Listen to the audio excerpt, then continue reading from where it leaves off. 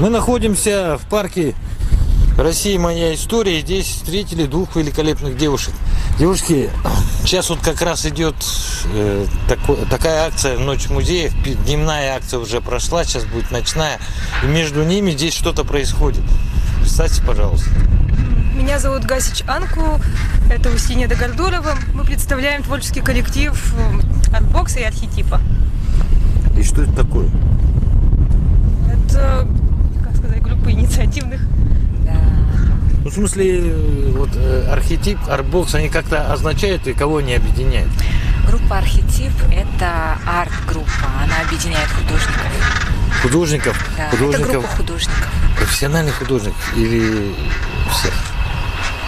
Это группа определенных художников, которые собрались для того, чтобы делать хорошие дела. А Артбокс? Артбокс – это собрание разных людей, абсолютно. Ну, там есть архитекторы, там какие-то... Там есть архитекторы, там есть музыканты, там много кто есть. Самая основная цель вашего объединения? Провести выставку. Да, в этом году мы проводим уже 5-ю выставку Артбокс, которая называется, и хотели предложить городу сделать это в автодорожном округе на радиополе. Давайте, девушка, расскажите, что вот это вот перед нами. А сейчас мы поймали нескольких жителей автодорожного округа, которые гуляли по радиополю, и предложили им ответить на вопросы, каким бы они хотели видеть парк на радиополе, если бы он здесь был. Ну, для наших зрителей, чтобы понимали, вот эта территория раньше была радиополе. Сейчас Министерство обороны России передала в ведение республики, и пока оно пустует. А вот видите, уже общественные активисты, я так их называю, да? Артбокс, то есть вы, девушки, да, решили уже не ждать государственных планов, а предложить свои идеи. И вот хотелось бы знать, почему решили, что это парк, а не застройка какая-нибудь такая? Парк очень нужен людям. Парков в городе очень мало, и зеленые зоны необходимы. Мы предлагаем то, что видим, а точнее то, что не видим, что в автодорожном округе негде гулять, негде проводить свободное время, как-то отдыхать на парковочной стоянке, это странно. А здесь огромное пустое пространство, которое отлично подойдет для рекреации. Ну, давайте пойдем туда и посмотрим, что вы там будете, что люди уже предлагают, так скажем. А вообще есть какая-то форма, которая независимо от других может... Другие формы у нас же стандартные, вот стандартные площадки, стандартные дома и так далее. Это же продиктовано СНИПами. Не поняла вопрос. Я имею в виду, и парки тоже у нас стандартные, а у вас парк должен быть нестандартным, да? Ну почему нестандартный? Парк должен отвечать свои главные задачи. Здесь должны люди отдыхать. В этом плане он стандартный. А как он будет уже выглядеть, это, я думаю, другой вопрос совсем, который будет решаться... Ну, по мере этого. Вы профессиональный архитектор? Я архитектор. Вот на фоне ваших друзей можно спросить, а вы как видите вот эту территорию? Мы хотим предложить эту территорию обустроить очень деликатно, без капитального строительства, без шумных аттракционов, так как этого, на мой взгляд, не хватает в городе как раз. Под деликатной архитектурой я имею в виду тропинки, которые минимально касаются земли, например, да, то есть они приподняты от земли, и человек, когда ходит, он не вытаптывает растения, а он как созерцатель идет, он как наблюдатель больше. Это как навесной дорожки навесные? Ну не то, что навесные, просто приподнятые от земли. То есть через определенное время перекладина? Да, на лаках стоит. Ага. А еще что такого интересного хотите? Смотровые площадки очень хотим сделать. Чтобы... То есть они будут летать? Да, как вышки. Как вышки, да? Да, наблюдение. Эту выставку мы вообще посвящаем созерцанию, наблюдению, может даже подсматриванию какому-то. Когда человек может посмотреть как бы под ноги, увидеть растения, на небо посмотреть птиц или звезд. И в будущем, надеемся, этот парк тоже будет такой.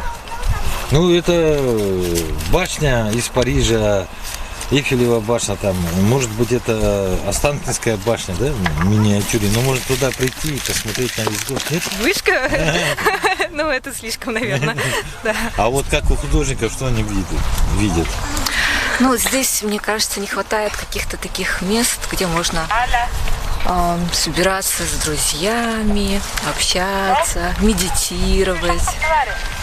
Ну, для этого не нужны капитальные строения. Да, там можно было бы рисовать, отдыхать, лежать на травке. Тут, в принципе, это уже все можно сделать. Наверное, так уже все и проходит. Просто это не организовано. А парк Я бы не все-таки... сказал, вот смотрите, здесь недалеко Каландраши будет озеро.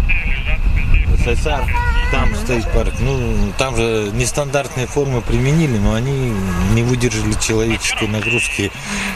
И вот в данной ситуации хотел узнать, вот эти вот формы, которые вы хотите воплотить, они должны быть в свободном доступе и выдержать человеческую нагрузку. Я правильно понимаю? Ну, конечно, само собой.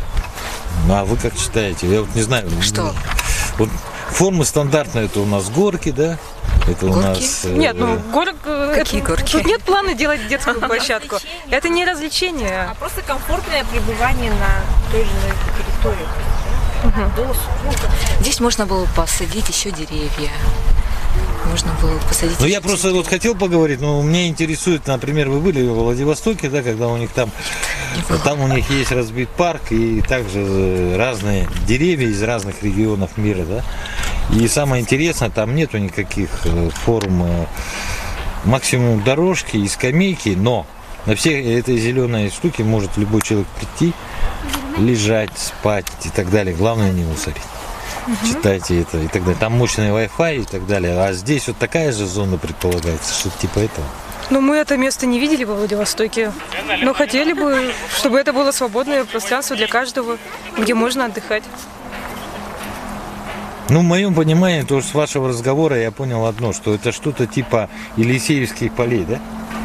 Если Ну, в Париже похожие, да? Да. Когда человек пришел, лег и лежит. Ну, главное не нарушать определенные. Да, главное не конфликтовать уже со сложившейся экосистемой. А вот расскажите, у вас уже что-то здесь так расположено, интересно, это...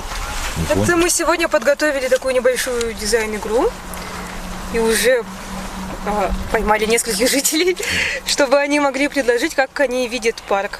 Вот разработали небольшие стикеры, кто мог бы здесь проводить время, и карты.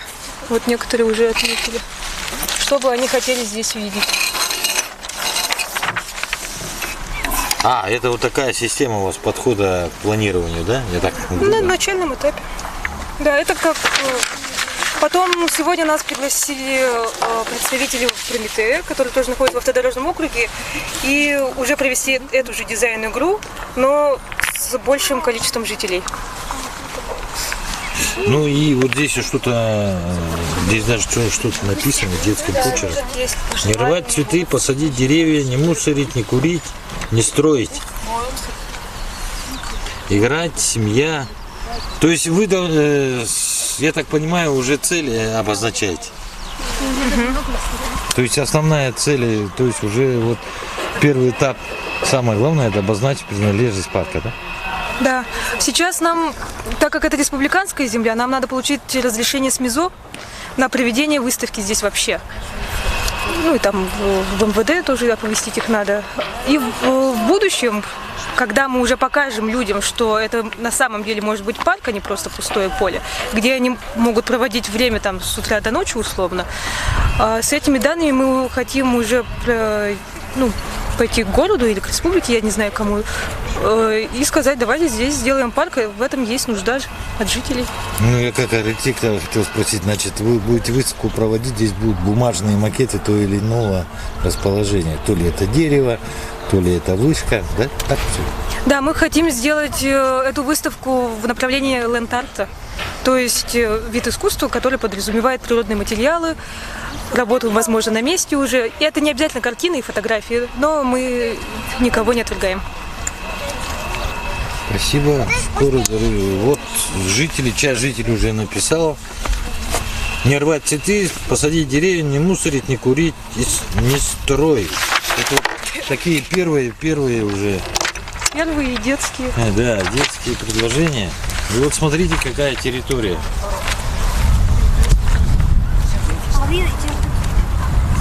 Кстати, здесь очень много подснежников. Жаворонки поют.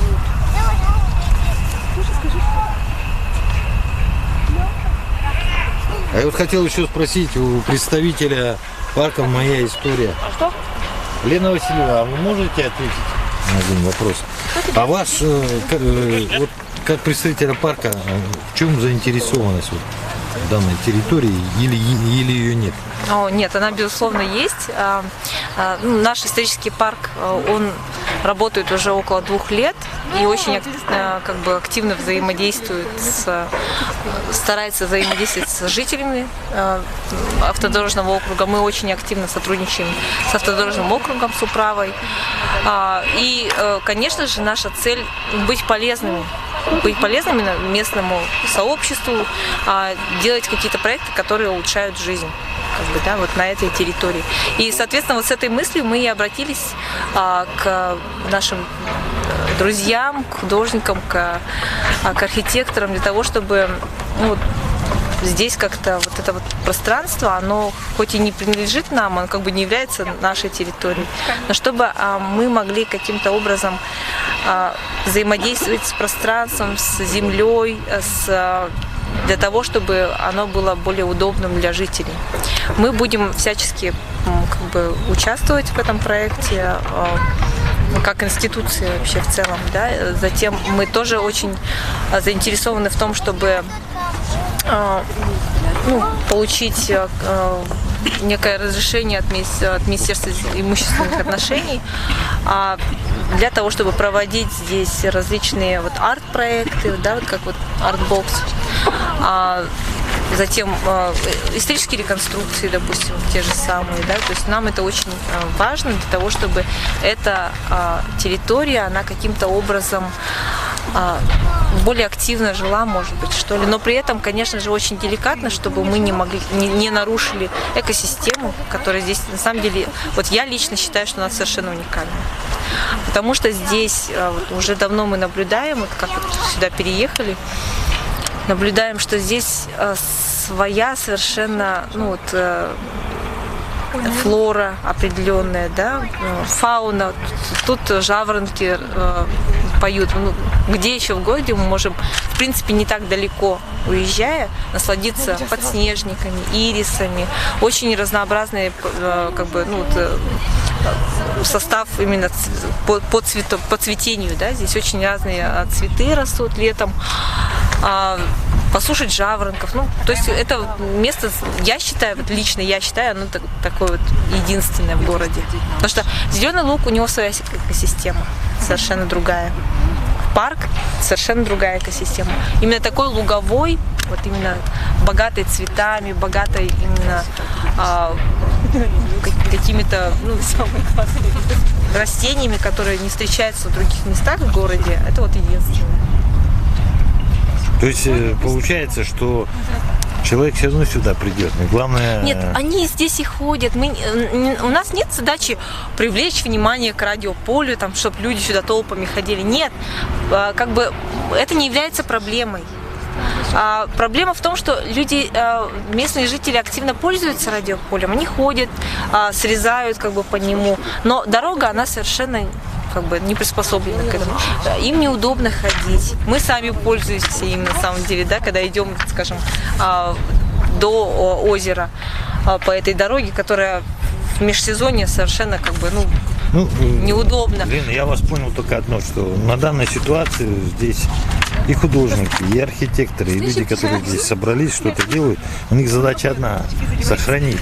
Сохранить и сделать более удобным для местных жителей, потому что, допустим, здесь вот в автодорожном округе очень много семей проживает, да, и они приходят на территорию исторического парка для того, чтобы погулять со своими детьми, с коляской приходят. Это очень частое явление.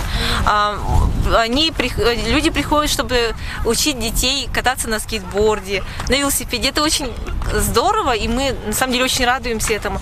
Но у нас здесь, допустим, не оборудован не как вот сама система, как люди могут спуститься на радиополе с коляской и погулять здесь.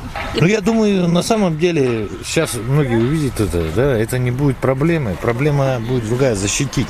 Что-то либо здесь построить, это 5 минут, а вот не уничтожить, а вот Да. сохранить куда сложнее. Да, мы будем обязательно стремиться ухаживать за этой территорией. Я правильно Да, понимаю, убирать. парк «Моя история» теперь еще хочет стать охранником природы, да?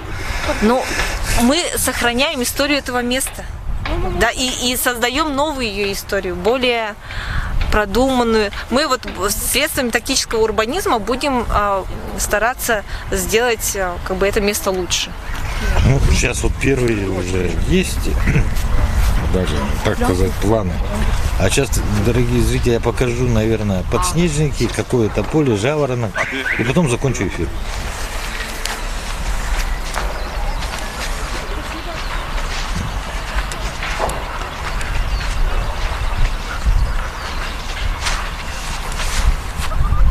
К сожалению, мусор здесь все равно есть, но тем не менее это все можно сделать.